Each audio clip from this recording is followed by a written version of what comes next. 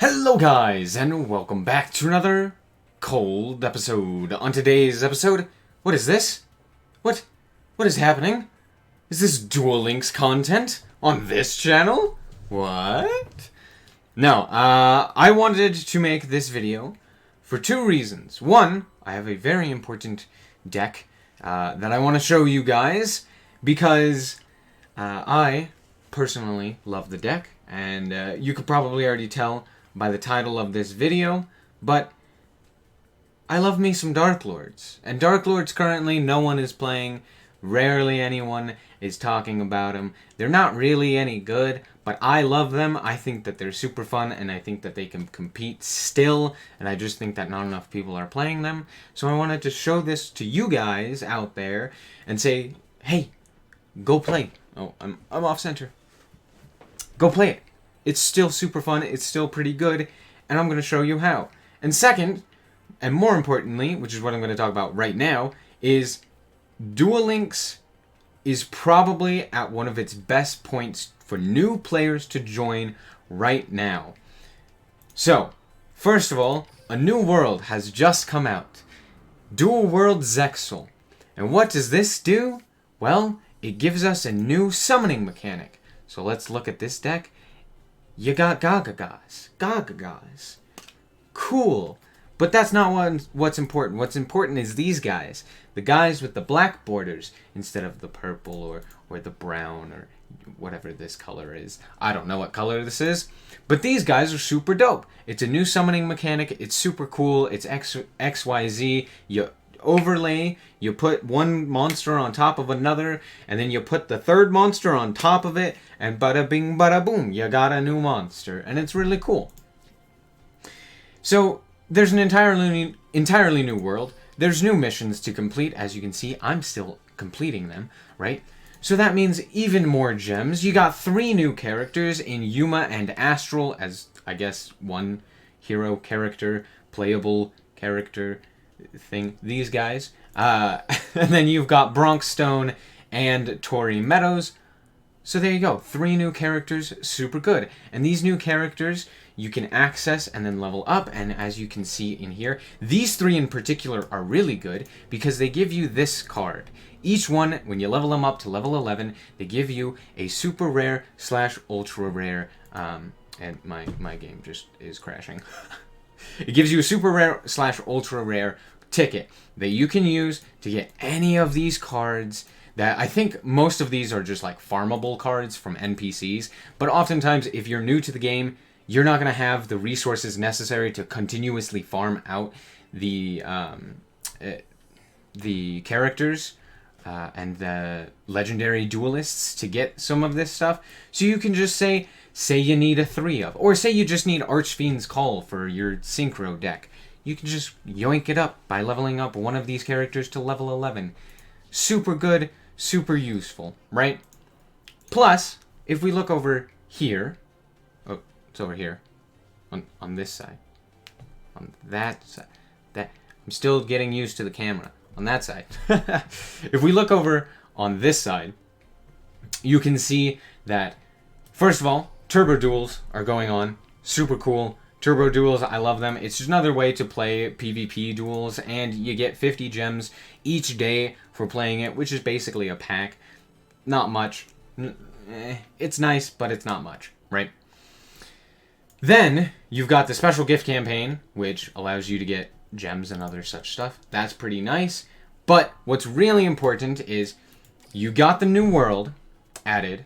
That will immediately give you Zubaba General, as well as Gaga Magician, both of which are prismatic. It'll give you 1,000 gems, which will allow you to build many decks, or at least start building a deck. And you could build even a meta deck with the amount of gems that you're going to get. You get a skill ticket, as well as each day that you log in, you are going to get 2 really important things on day 2 and day 4, and then a bunch of other tickets that you can use to grab up any card that you need, right? You can grab a Dream UR ticket and a Dream SR ticket, which can be used on basically anything in the game except for the most recent stuff, which is really good if you want to build any sort of meta deck. You can just boom, now you have one of the most expensive cards, or the most valuable cards, from that deck immediately, just by logging in. Day 2, you got one with the UR ticket, and you got another one with the SR ticket. Super useful, right? Then, on top of that, you have the 3rd anniversary campaign, which means that on top of getting the UR ticket and the SR ticket, the Dream SR ticket, from the New World, you will also get another one on day 2 and day 4, once again, from this event. Meaning you could get 2 of the, like, potentially only 3 needed cards immediately, just right off the bat, to complete your deck, right? Super useful. I think now, also, the meta is super fun and allows for a lot of interaction, and you can play almost any deck and enjoy it and have fun, as you will see throughout the rest of this video as I play Darklords. So, there you go. If you're on the fence about joining Duel Links or playing it or coming back to it, I think now is definitely the time to do so. Now, let's hop quickly into the deck. So, real quick, if you don't know what Darklords do, I'll give you a basic rundown of the archetype. First of all, they're monsters and spells based upon the fallen angels from biblical history. So as you can see, they all have these beautiful dark halos, as well as the best art that is in this game. Obviously, I don't have like the HD versions of the cards downloaded. I should re-download this and get the HD versions, but if you look at the cards, they're super good. In fact, I will show you what they look like on camera, because I got my Darklord deck. Cut this out, me!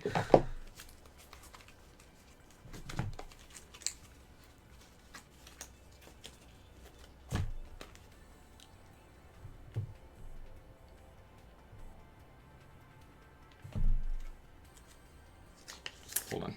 Let me take it out of its sleeve. Look at him. Look at how pretty he is. See? They're good-looking cards. They have some of the best art, if not the best art, in the game, in my humble opinion. So why would you not want to play them? Come on. Right? Now, they are a deck that relies heavily on the graveyard, which in the current meta is kind of bad because a lot, and I mean a lot, of decks are playing Necro Valley, and they will just set Necro Valley turn 1 and then just be like, okay, have fun. And then you're just like, well, I guess I lose. But beside that, they are a really fun archetype that have a lot of different options and a lot of ways to play. They're not quite combo, and they're not quite control. They don't quite just try to OTK you, one turn kill you immediately, real fast, but they also don't try to just like slowly win through oppression and like controlling the amount of cards that your opponent is getting and you know, continuously gaining advantage, right? They're somewhere in the middle. Now, we're going to go from the bottom all the way to the top, because the top is where things get interesting. As for the extra deck, it's just a bunch of level 3s and level 6s. They're the only things that you can really have access to without running a tuner, and I feel no need to run a tuner and run synchros. So instead, I decided to go for XZs, and I never used them. I never did. Not once. So there you go. Now, starting off with the trap, Sanctified Darklord. Sanctified Darklord is like the reason why this deck is still good. It says non-target, negate an effect of any monster, right? Now, the cost is you send a Darklord monster from the hand or face up on the field to the graveyard to negate the effect, and then you gain life points equal to the attack of the monster that you negated, right? So you could even use this on your own monsters to negate their effects just to gain life points in order to use something else, right? You can do that. But you will notice life points are very important within this deck. But this card is really good. You can set it, send a card, And then you can have one of your monsters use it in the graveyard so using their effect to target this card that's in the graveyard to basically get 2 activations from 1 card. So that's also why it's limited to 1. It's really good. Second, Contact. What this card does is you special summon a Darklord monster from the graveyard into defense position. Super useful. It's like the only way to get cards out, other than Nastin and just normal summoning an Iksha or an Ukulele. So there you go. It's really good. It's super useful. It's like something that you will use basically. You will use it every game. That's how you win, right? But we're only running 1. Why is that? Well, because it can be searched out with Banishment. Banishment, it's a search for the entire archetype. For every card except for this one, we'll get to that, you can search every card except for itself. All of those cards right there can be searched with these. And because it is a Darklord spell or trap, Nastin, Ixchel, Amdusk, and Tez all can copy it in the graveyard in order to search again. So, super useful. And it's why this deck is still good and why it has been so meta for so long and until they limited Ixchel. It's fine. Anyway, the next card that we are running is Ukulele. Ukulele is the only normal summon basically that you have. You normal summon it, and when it is normal or special summoned, you can send a Darklord card from the deck to the graveyard. Now that's pretty important because most of the cards have effects that either activate or that can be activated in the graveyard, or they require you to special summon things from the graveyard, right? A lot of cards will special summon from the graveyard due to contact, right? So, really good, just to get something into the graveyard. Amdusk, we're running at 3, right?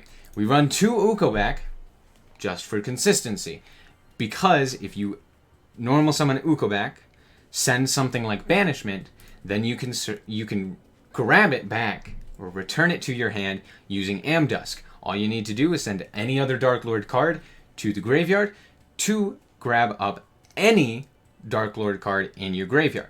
So let's say you send Amdusk and Ixchel to the graveyard to grab up a Banishment, right?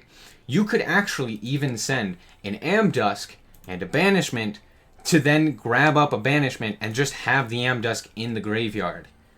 It's super useful, right? If you just need to get a card into the graveyard, you can do that. Now, you do have to have a target in the graveyard first, which is why Ukulele is pretty important and why we run 2 rather than just 1.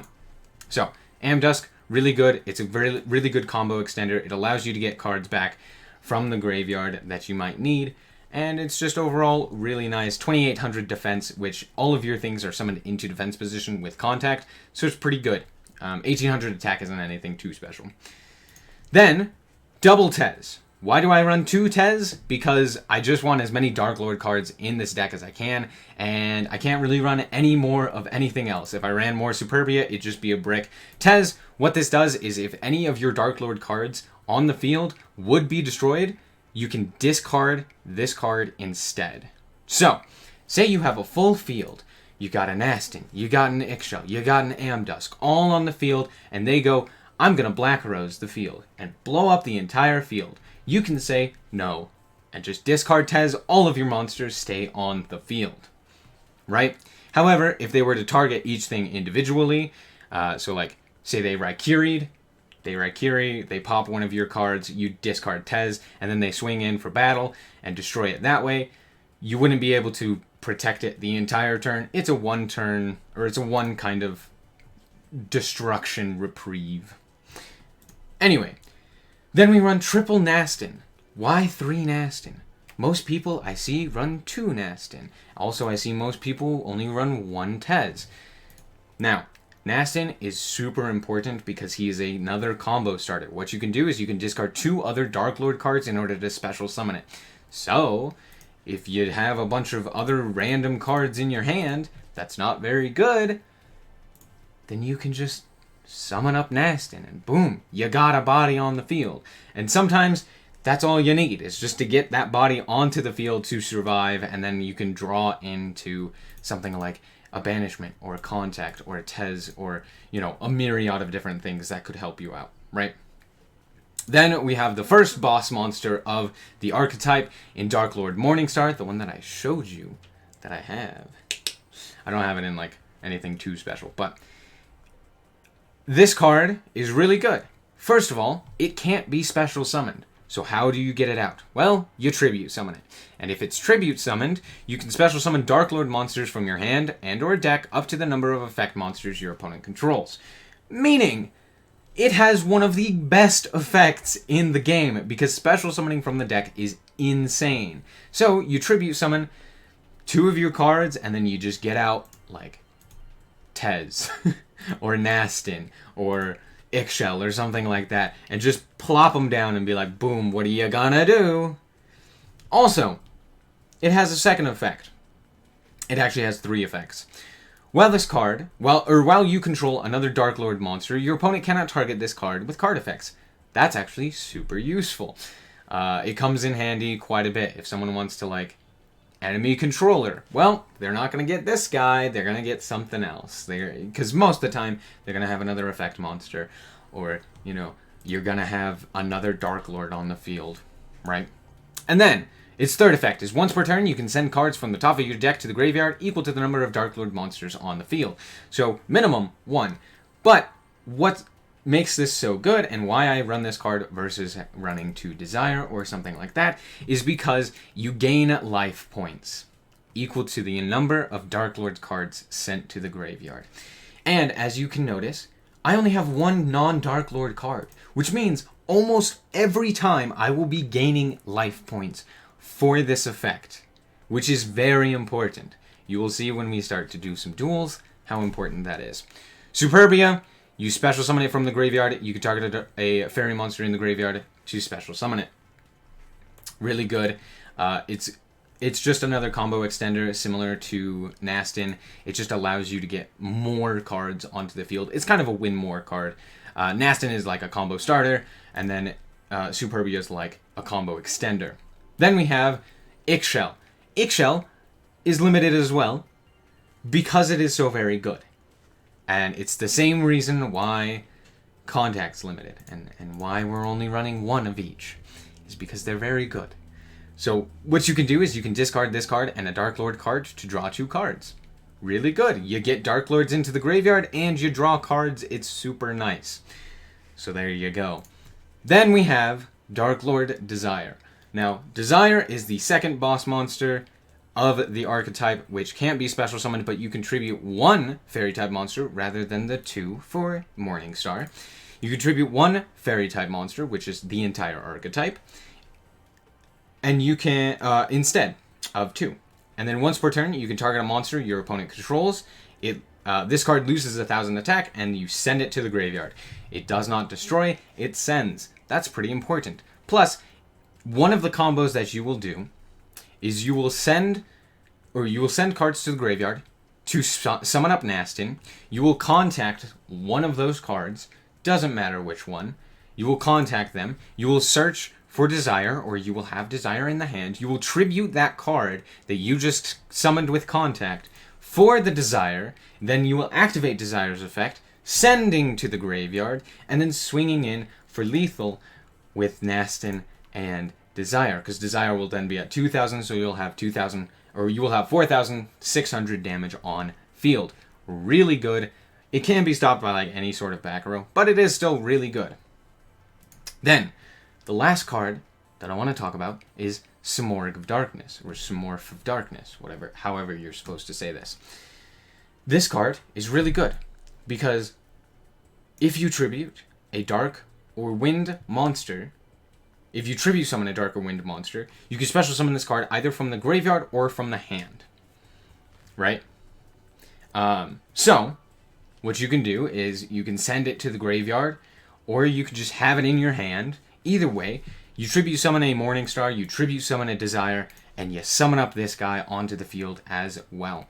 It's super nice. Now, why is it so nice? Is because when an effect is activated, a spell, a trap, or an effect of any kind is activated, quick effect, you could tribute 1 wind-winged beast type monster to negate the activation. However, it's also a wind attribute. I know it says dark up there. It's a wind attribute. So you could just tribute this card off and protect your stuff, right? Say they have Fiendish Chain. Just tribute it off, say no. No, none of that. No.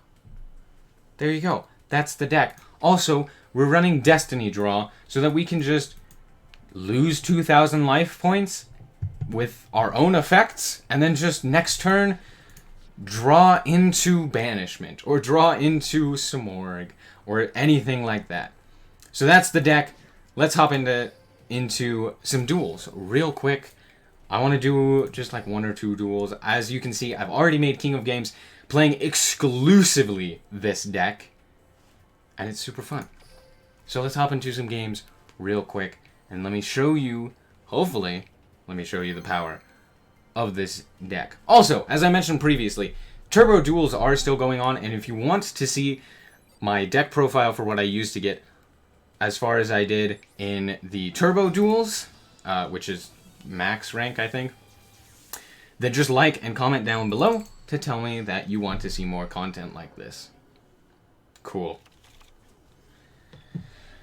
Okay, so here we have... Actually, this is a pretty good hand.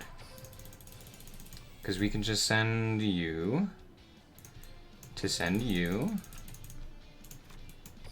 summon up Nastin.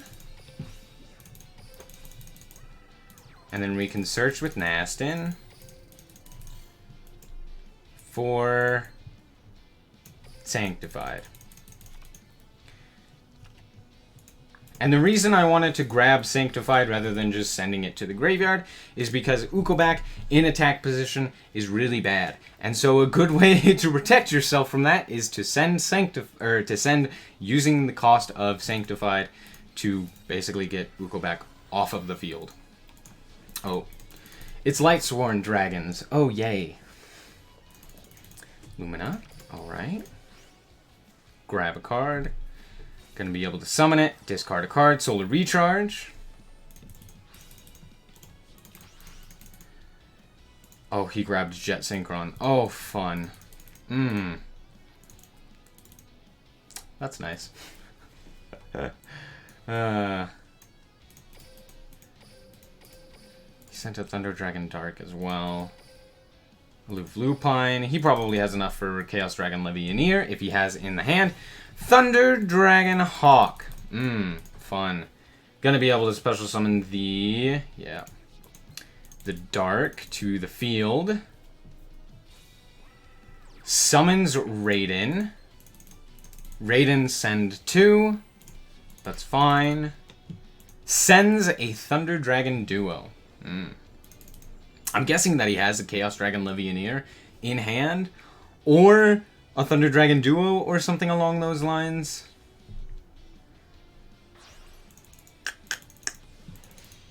Yeah, there's Vermilion Dragon Mech. We're gonna wait for him to banish, and then we're gonna negate the effect.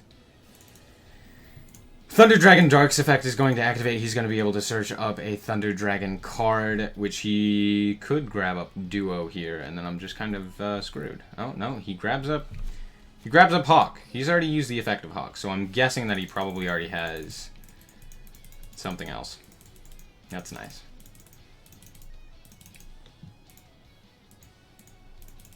Banish, target. Yep, targets. We're gonna say no to that.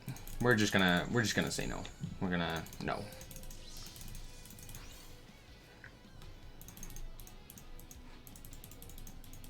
I'm waiting for the Chaos Dragon. I'm waiting for it to come out. I know it's there. It's either that or Duo. Okay, Roar, send in order to special summon in defense position, correct? No, it's return. I forget exactly what there is in this deck. Yep, but there's Thunder Dragon Duo. We are still going to be able to get Destiny Draw off because it's a fair and balanced ability. Or skill. Yeah, we're just going to immediately negate its effect. I want nothing to do with this guy. And look at how much life points we have. Now this is still doable, simply because we can search any card in our deck. So yeah, we can just grab a banishment, and then boom, we have like everything we need. Level dupe! Oh no. What is happening? Oh, he's going to, he's gonna synchro using... Yep, using Jet Synchron into a level 7? That's a bit odd. Why is he doing this? What level 7 do you have? You're not gonna, like, wipe the field, are you? No, Cyframe Lord Zeta. Okay. Okay. Interesting. Thunder Dragon Duo's effect is going to activate, except it's not.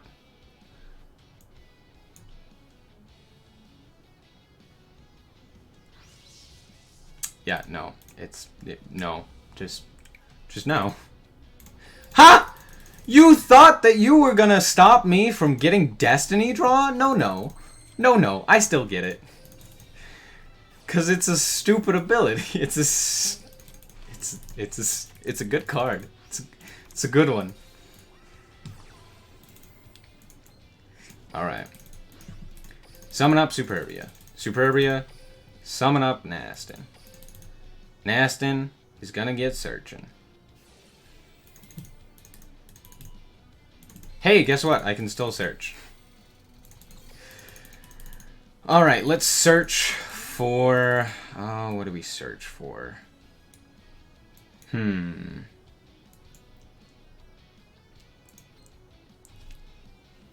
think Desire might be a good one. Let me actually read the effect of this.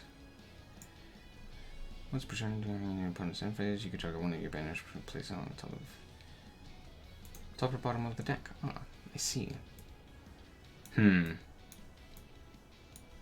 could also go for Amdusk and then Contact, but I think let's go Desire. I think this is the right play. Because that's going to banish until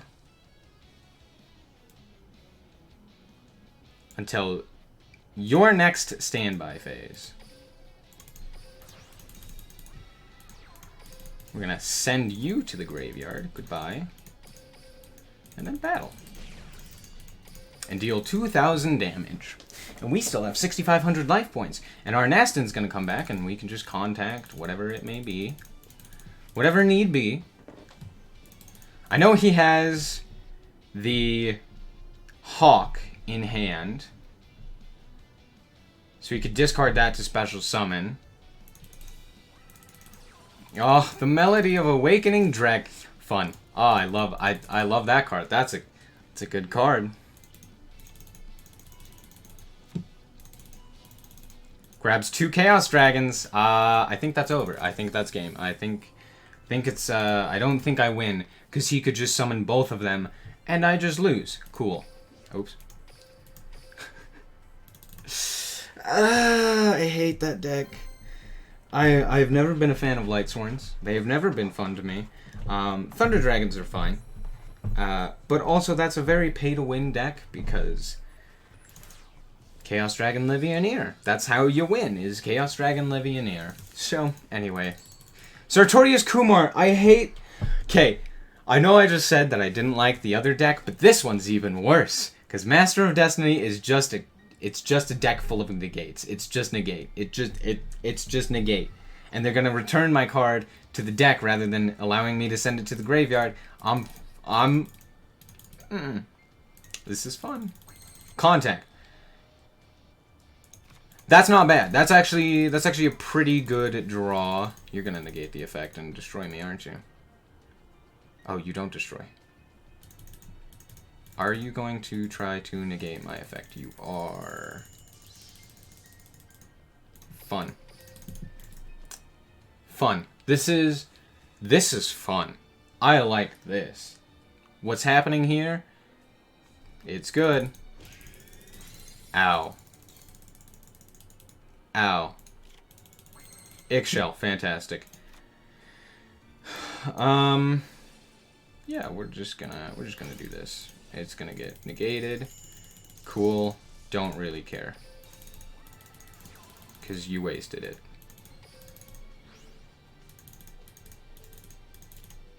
Hey, look, it's a floodgate. That's nice. I'm gonna contact. And I'm just gonna win, because I have Morningstar in my hand. Fun, right? I like this. I like where this is going. I'm not gonna lie, I do. I like where this is going. Not a fan of Misjudge, not a fan of seeing that on the field. It's not the greatest, but hey, it's fine. We're fine. We're fine. We're gonna summon up a Tez. We're gonna summon up Tez, yep. Did I send Banishment? I did. Because I'm a fool. But that's fine. Because now we can just search for Sanctified. And I have perfect lethal here. I have perfect lethal. Except for the fact that he totally has the protection thing in his hand. The protect from damage one time. Oh, no, he doesn't. He just loses. Bada bing, bada boom. This video is pretty long. Cool. Anyway, I think you see generally how the deck works and why it's so fun. So I hope that you guys did indeed enjoy. If you did, a like is very much appreciated. And if you want to see more content like this, as well as more Duel Links, please tell me down below. Please. Anyway, thank you guys so much for watching, and remember to always stay frosty. Bye-bye.